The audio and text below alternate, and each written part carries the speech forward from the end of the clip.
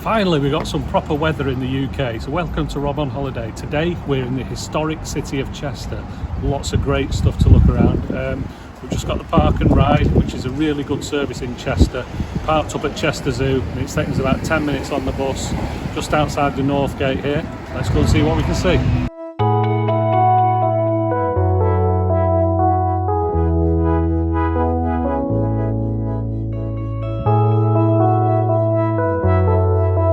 Well, after just 30 seconds of filming, of course, it's time for a bit of breakfast. And today we come to Starbucks in Chester. I've got to say, we've been in a lot of Starbucks all over Europe. This has got to be one of the biggest I've ever been in. Lots of seats inside, so a bit of energy before we get started on Chester for real.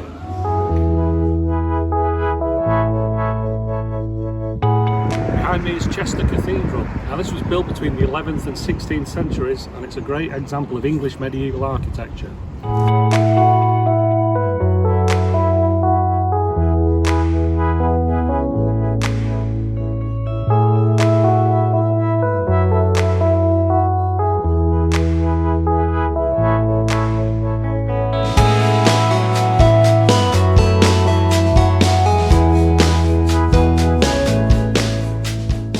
So I would say Chester Cathedral is actually classed as an example of English medieval architecture, but there's some impressive gargoyles in there, which to me makes it feel like a Gothic cathedral, but the whole building is really impressive.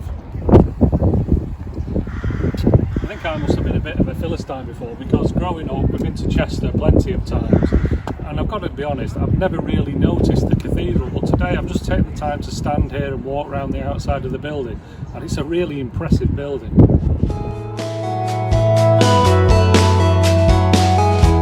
Chester's famous Eastgate clock. Now, if you can see the details up there, you might see the date 1897. And that's because it was built to commemorate Queen Victoria's Diamond Jubilee. Now, there are people up there, so we could go up there from some steps, but we're not going to go up there yet because that will feature on our City Walls walk later on. We're in front of the Rose here in Chester, which now houses modern shops, but the Rose themselves date back to the 13th century. And this is what I like about Chester. It's definitely got a lot of character. It's not your typical shop face right against the road. You've got steps leading up that you can walk underneath there. Pretty handy when it's raining, though hopefully we're not going to need it today. And the nice Tudor architecture above.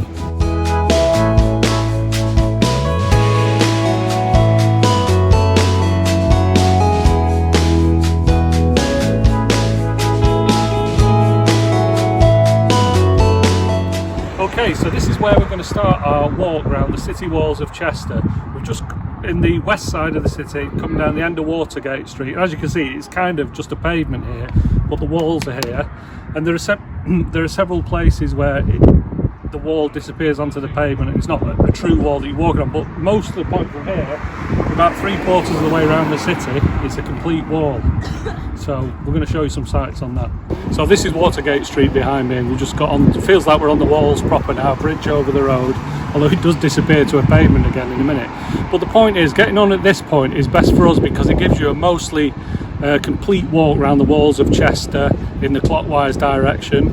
And by going this way, we'll end up on the other side of the city and just come out near the River Dee, where we want to go and do some more exploring down there. Obviously you could do it the other way, you could get on down near the river and come this way around anti-clockwise. But the thing about the walls at Chester, they are the most complete Roman walls in the UK. Now I say complete, it's not all original Roman walls because they've been repaired many times during the years, but there are some sections of the wall that are the original Roman stone. But nevertheless, it's a really good walk.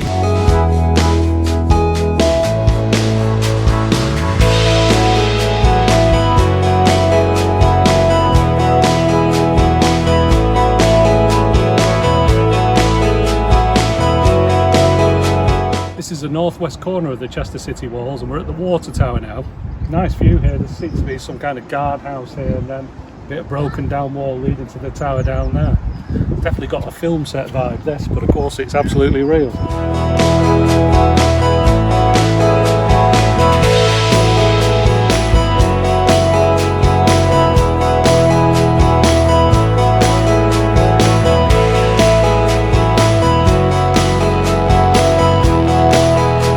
I think we're at a part of the wall now that is definitely not Roman. In fact, I think it's Elizabethan. And when I say Elizabethan, obviously I mean Elizabeth II. But it's handy to take you over the main road.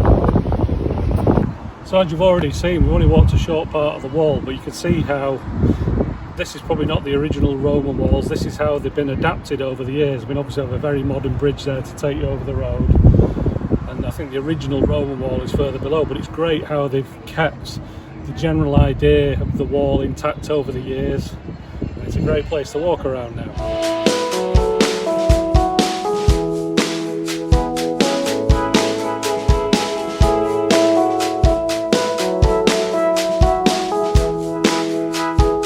Looking down there, I think right at the bottom, that's probably the original Roman stones at the bottom. You can see how they've maintained and built the walls up through the Middle Ages. It's quite impressive when you look at it in total now, how these things last. So once you get past the north gate on the wall, there's a little bit of greenery to look out on the inside of the city. So again, it's a good combination where you go through a more built up area, but this is quite lovely. I can imagine this looking great with a bit of a frost and a bit of mist on it. But as it is, the sun makes it look great as well.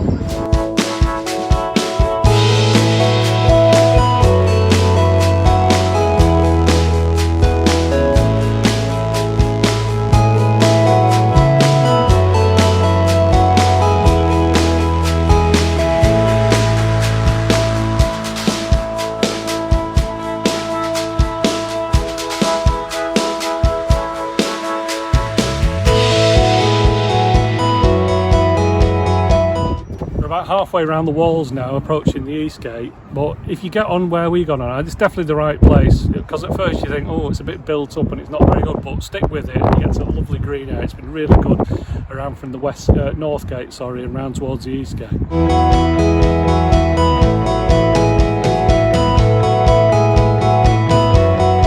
One thing I've noticed on any city break, anywhere in Europe we go, is the one constant in the wildlife is the pigeons. Everywhere there's pigeons. Same true in Chester, but I've got to be honest, I've never seen anything like this. Just outside the city walls, there's a pigeon coop.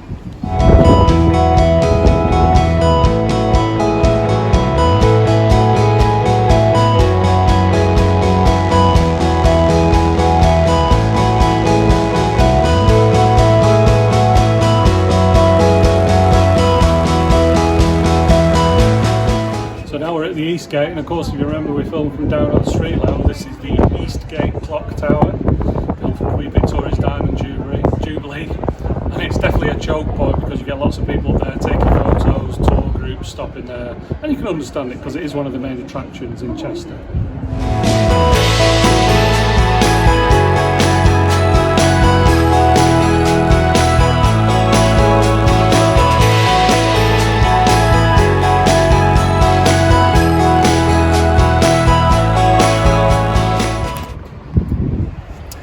This is where Roman or medieval wall meets 1970s concrete.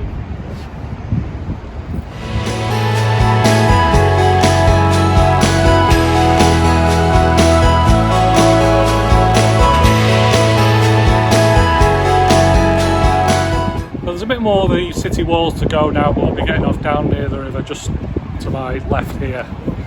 Well, the thing is, it's really well paved all the way around the city walls. There's lots of stairways where you can get on and off the walls, so you can really get on and off anywhere you want.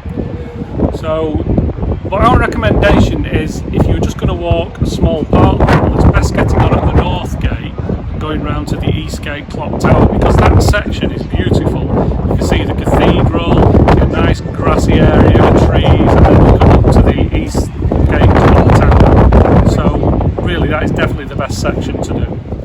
Quick stop for lunch down here by the River Dee with the chain link bridge in the background. Really nice. Very busy today. Plenty of people down here. We're just going to walk further down the river to Grosvenor Park, and we'll head back up the river and take in some more of the sights in the centre of Chester.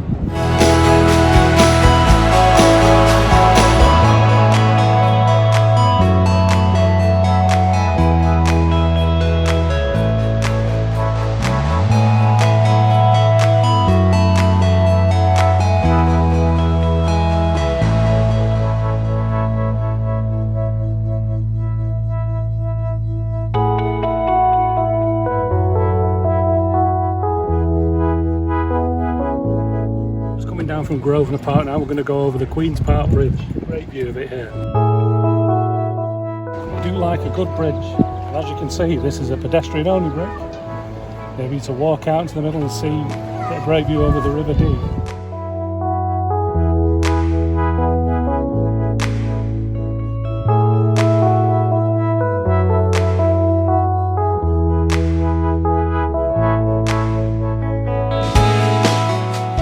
It's a great view from the Queen's Park Bridge. Down on the Grove, that's where there's lots of little cafes and takeaway stands where you can get something to eat and drink. I'm actually going to walk across the River Dee now and walk on the far side of the bank and hopefully down to the other bridge there that'll take us back to the walls, Chester.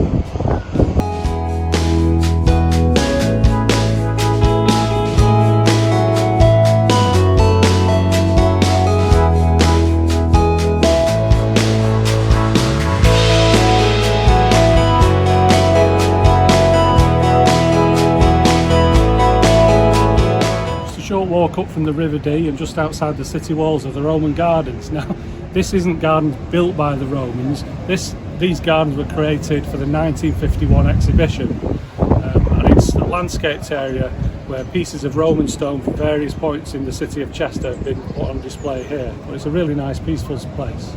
The various pillars on display here were actually taken from the bathhouse at Diva, which is the Roman name for Chester, and there's quite a few of them around the gardens.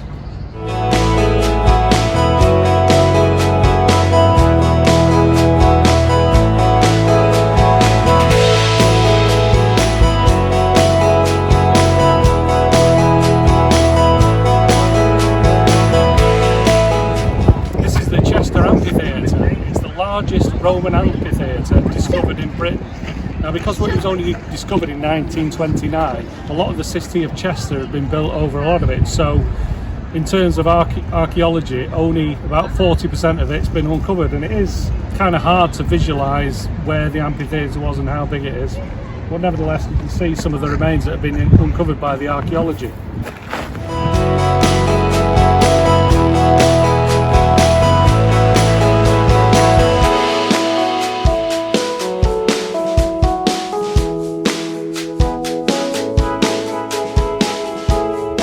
Here we have a column fragment that, according to the plaque, was part of an official box above. So even in the Roman days they had corporate hospitality at sporting events.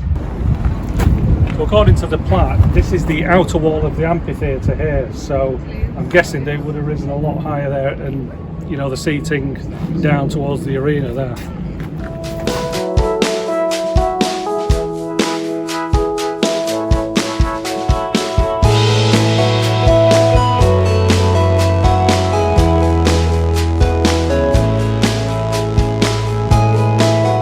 So that was our day in Chester. We finished back at the park and ride. I have to say the park and ride service was really good. There's 4 of us in a family, adults, and we paid £6. You can get it on the Stagecoach app. Only takes about 10 minutes to get into Chester and 10 minutes to get out again. It was a really good day, worth visiting Chester. Really nice views from the wall, the south side of the city walls over the river. But then the best quarter of the wall, as I say, is between Northgate and Eastgate, where you got a lovely view on the inside of Chester Cathedral and the Deanery. On a nice day like this, I think you can find a lot to keep you busy all day in Chester. Thanks for watching Rob on Holiday, and remember, we have a new video at 5 o'clock every Saturday.